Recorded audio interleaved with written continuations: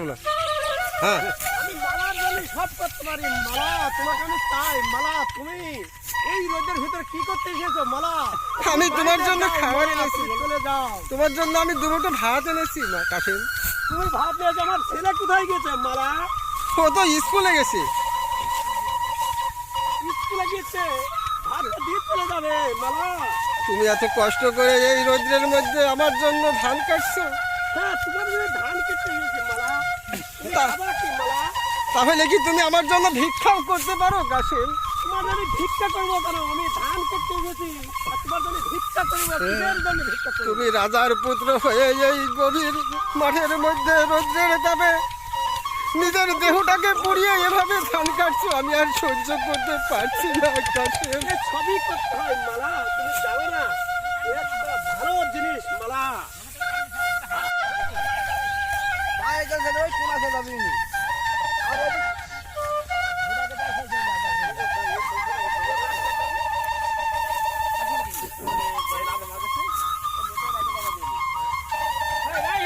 মার মার মার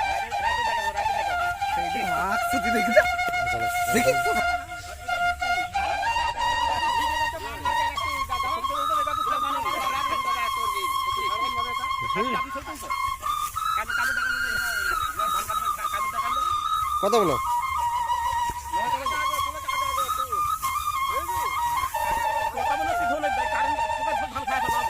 কি গো?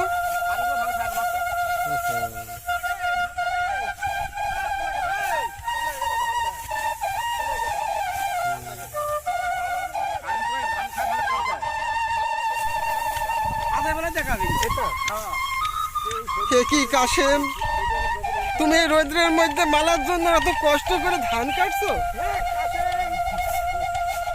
তা খাও না?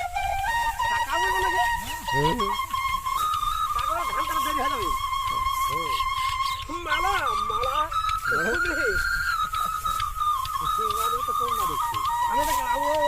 আমি কাশেম রে।